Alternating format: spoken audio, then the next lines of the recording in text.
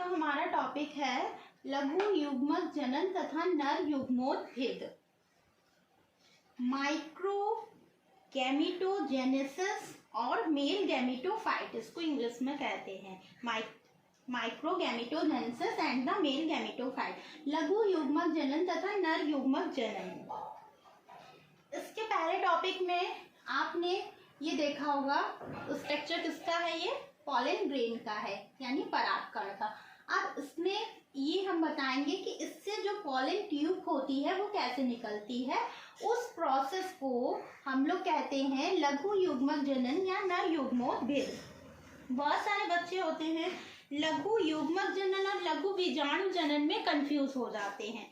लघु युग्मक जनन का मतलब होता है युग्मक का बनना। यहाँ पर देखिए आपको दो अगुणित नर युग्मक बन रहे हैं, ये क्या है, नर युग्मक का बनना। इस प्रोसेस को लघु युग्मक जनन या फिर नर युग्मोत्भेद कहेंगे।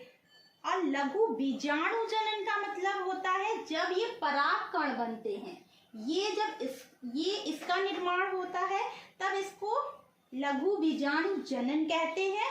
और जब केवल दो नर युग्मक बनते हैं इस स्ट्रक्चर से तो इसको हम लोग लघु युग्मक जनन या नर युग्मोत्भेद कहते हैं। और ये कब बनते हैं, ये आप इसके पहले वीडियो देखिएगा कि परागकण कैसे बनते हैं। तो जब डिप्लॉयड माइक्रोस्पोर मदर सेल्स में मियोसिस होती है तो इस प्रोसेस को हम लोग मियोसिस होती है और मियोसिस से ये परागकण बनते हैं या लघु बीजाणु जिसको कहते हैं वो बनते हैं। तो इस प्रोसेस को लघु बीजाणु जनन कहते हैं। जब केवल ये वाला स्ट्रक्चर बनेगा, इसलिए दूसरी वीडियो है आप उसको देखिएगा लघु बीजाणु जनन की।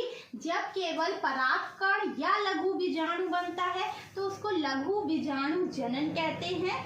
और जब केवल दो नर युग्मक बनते हैं तो उस प्रोसेस को लघु युग्मक जनन कहते हैं। तो इसमें आप डिफरेंस समझिएगा कि लघु युग्मक जनन क्या है और लघु बीजाणु जनन क्या है।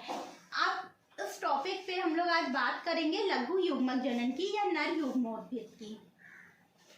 इसमें ये क्या है, हमारा पॉलन ग्रेन है। आप लोग देखकर इसको पहचान गए होंगे कि ये परागकण होता है। परागकण जब अंकुरित होता है तब उसे नर युग्मोत्भेद कहते हैं। और ये परागकण क्या हो रहा है, इस परागकण का ये देखिए डेवलपमेंट हो रहा है पूरा। यहाँ से एक पॉलन ट्यूब निकल रही है तो इस पूरे को हम लोग नर युग्मोत्भेद इस स्ट्रक्चर को कहेंगे। नर युग्मोत्भेद दो जगह विकास होता है। नर युग्मोत्भेद का ये जो प्रोसेस चल रहा है या लघु युग्मक जनन का प्रोसेस चल रहा है तो ये दो जगह चल रहा है। एक परागण के पहले चल रहा है और एक परागण के बाद चल रहा है। परागण के पहले ही ये जो हम ये पूरा प्रोसेस देख रहे हैं ये कहाँ पर चल रहा है, ये पराग कोश में एंथर में चल रहा है। और परागण के ये प्रोसेस जो चल रहा है ये परागकण के बाद चल रहा है। कहाँ पर, वर्तिकार्क पर, स्टिग्मा पर। यहाँ से स्टार्ट करते हैं। ये आपको पता है ये हमारा परागकण है, इसको हम लोग अपरिपक्व नर युग्मोत्भेद भी कहते हैं। इमैच्योर मेल गैमेटोफाइट भी कहेंगे। इस पर बाह्यचोल होती है, अंतःचोल, केंद्रक, कोशिका द्रव और वैक्यूल और जनन छिद्र होते हैं यहाँ पर। तो ये आप पॉलन ग्रेन में पढ़ चुके हैं उसका स्ट्रक्चर कैसा होता है। ये इसका जो केंद्रक होता है पॉलन ग्रेन का, जो परागकण का जो केंद्रक होता है इसमें पहला डिवीजन होता है, फर्स्ट समसूत्री विभाजन, फर्स्ट माइटोसिस डिवीजन होता है। इस फर्स्ट माइटोसिस डिवीजन में डिवाइड होगा जब ये दो पार्ट्स में, तो एक जनन केंद्रक बनाएगा, एक कायिक केंद्रक बनाएगा। ये प्रोसेस कहाँ चल रहा है, इसी के अंदर चल रहा है। ये हमारा अंतःचोल है, अंतःचोल के अंदर ये एक केंद्रक है, ये कोई केंद्रक नहीं है, ये रितिका है। और केवल यहाँ पर कितने केंद्रक प्रेजेंट है, एक केंद्रक प्रेजेंट है। इस एक केंद्रक में यहाँ पर पहला समसूत्री विभाजन होता है। जब समसूत्री विभाजन होता है तो कितनी सेल्स बनती हैं, 2 सेल्स बनती हैं। वैसे ही यहाँ पर जब पहला समसूत्री विभाजन होगा तो दो सेल्स बनेंगे, एक जनन केंद्रक बनता है, एक कायिक केंद्रक बनता है। जनन केंद्रक के जनन कोशिका है ये, और इसके अंदर जनन केंद्रक होगा जनन, और ये कायिक कोशिका कहलाएगी, इसके अंदर कायिक केंद्रक होगा। यहाँ पर पहला समसूत्री विभाजन होता है तो दो सेल्स बन गई, एक जनन केंद्रक एक कायिक केंद्रक बनेगा। इसके आगे प्रोसेस में क्या चलेगा, इसके आगे के प्रोसेस में ये जनन केंद्रक, अब देखिए आपको ये साइटोप्लाज्म है, मतलब ये कोशिका द्रव है, इसके अंदर आ गया है। एक आपको ये लेयर दिखाई दे रही है, ये जो ये लेयर है ये हमारी क्या है, जनन कोशिका। इस जनन कोशिका के अंदर क्या होगा, जनक केंद्रक होगा। कायिक कोशिका के अंदर ये कायिक केंद्रक होगा। तो जनक केंद्रक है, और ये पूरा क्या है, ये हमारी इंटाइन लेयर है। ये देखिए ये जो लेयर है ये पूरी कौन सी है, इंटाइन, यानी कि अंतःचोल। अंतःचोल के अंदर ये दो केंद्रक प्रेजेंट होते हैं। धीरे धीरे ये वाली लेयर जो होती है वो गायब हो जाती है, जनन कोशिका की जो होती है धीरे धीरे गायब हो जाती है, और ये जो जनन केंद्रक है ये साइटोप्लाज्म में आ जाता है, कोशिका द्रव में अंदर आ जाता है। आगे के प्रोसेस में देखिए ये अभी एक लेयर बनी है, ये गायब हो गई है, और ये कहाँ आ गया है, जनन केंद्रक अंदर कोशिका द्रव में आ गया है। ये जनन केंद्रक है, ये कोशिका द्रव में आ गया। कायिक केंद्रक ऐसे ही रहेगा, इसमें कुछ नहीं होगा, ये खाली कौन सा अंदर आ जाएगा, जनन केंद्रक अंदर आ जाएगा। तो ये जनन केंद्रक और ये कायिक केंद्रक जब दोनों ही ये कोशिका द्रव में आ जाते हैं तो इस स्टेज को हम लोग दो कोशिकीय अवस्था या टू सेल स्टेज कहते हैं, टू सेल स्टेज या कोशिकीय अवस्था कहते हैं। तो ये प्रोसेस कब चलेगा, परागण के पहले चलेगा, और कहाँ पे, पराग कोश में चलेगा, एंथर में चलेगा, बिफोर पॉलिनेशंस के पहले। देन इसके बाद ये क्या था हमारा, ये जो हम लोग स्ट्रक्चर देख रहे हैं ये है हमारा परागकण। परागकण क्या होगा, परागकण कहाँ बनते हैं, ये बनते हैं एंथर के अंदर, मतलब पराग कोश के अंदर ये परागकण होते हैं। जब पराग कोश फटता है तो ये पूरे स्ट्रक्चर बाहर आ जाता है, पूरा का पूरा ये हमारा स्ट्रक्चर बाहर आ जाता है, और हवा के द्वारा उड़ के कहाँ पर पहुंच जाएंगे, कहीं भी जा सकते हैं। फीमेल पार्ट पर जैसे ही ये पूरा स्ट्रक्चर जब परागकोश फटता है, ये अभी पूरा प्रोसेस परागकोश के अंदर, यहाँ तक प्रोसेस परागकोश के अंदर तक चल रहा है। अब क्या हुआ, परागकोश एकदम से फट गए। जब परागकोश फट जाते हैं तो वो उड़ करके फीमेल पार्ट्स पर पहुंचते हैं। फीमेल पार्ट कौन सा होता है, स्टिग्मा, वर्तिकार्ग।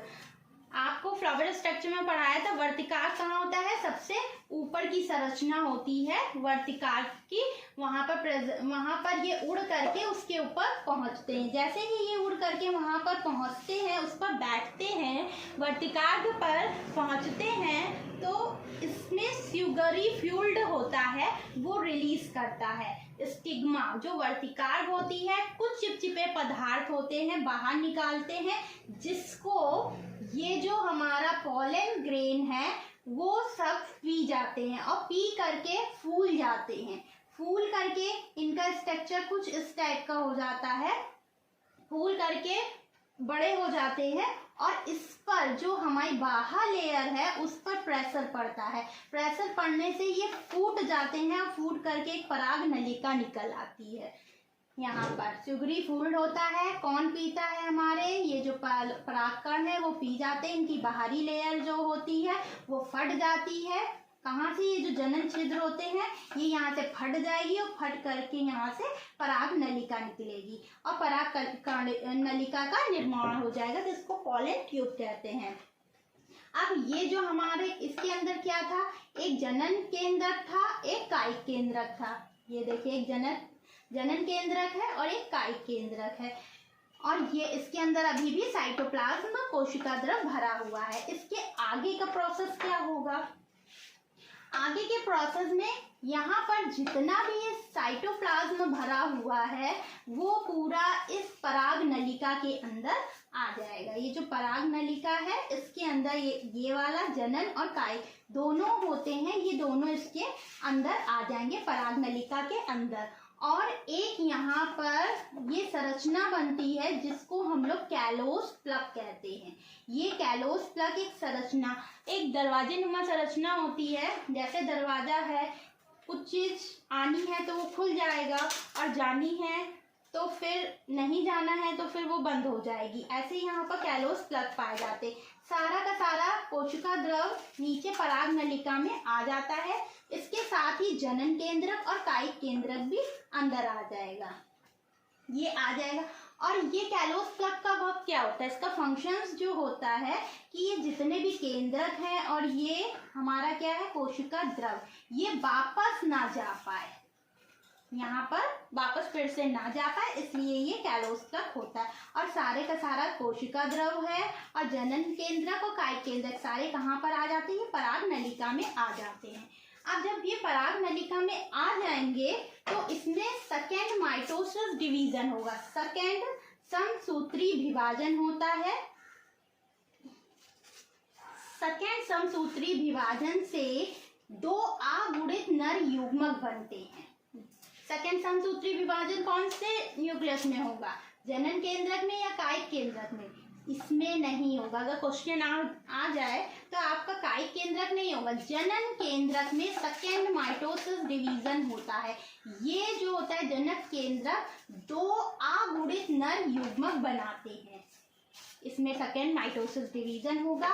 एक से क्या बनेंगे, दो न्यूक्लियस बनेंगे। एक केंद्रक से ये दो केंद्रक बन जाते हैं। इन दो केंद्रक को हम लोग टू अगुणित नर युग्मक या मेल गैमेट, इनको ही हम लोग टू हैप्लॉइड मेल गैमेट भी कहते हैं। अगुणित का मतलब होता है एन, एन का मतलब एक सिंगल होता है, और डिप्लॉइड का मतलब होता है दो, जिसको 2n कहते हैं। तो यहाँ पर केवल दो अगुणित नर युग्मक बनते हैं, मतलब दो अलग अलग, ये n और ये एक n, तो ये कैसे हो जाएंगे, दो हैप्लॉइड मेल गैमेट बनेंगे। कायिक केंद्रक में कुछ भी नहीं होगा, ये ऐसे ही रहेंगे और ये पराग नलिका क्या होगी, बढ़ जाएगी। ये बढ़ी हुई है पराग नलिका, और जब ये पूरा इसका डेवलपमेंट हो जाएगा तो यहाँ पर दो नर युग्मक बन जाएंगे और ये कायिक केंद्रक है पराग नलिका। इसी को हम लोग परिपक्व नर युग्मोद्भिद कहते हैं। ये जो संरचना आपको दिख रही है इसको हम लोग परिपक्व नर युग्मोद्भिद कहते हैं। अब आपको इसका मतलब समझ में आया, लघु युग्मक जनन या नर युग्मोद्भिद क्यों कहते हैं। लघु युग्मक जनन का मतलब होता है युग्मक का बनना। तो यहाँ पर देखिए दो युग्मक बन रहे हैं, वो भी कौन से, मेल। दो नर युग्मकों का बनना वो लघु युग्मक जनन या मेल गैमेटोफाइट्स कहलाता है। तो ये इसका प्रोसेस है।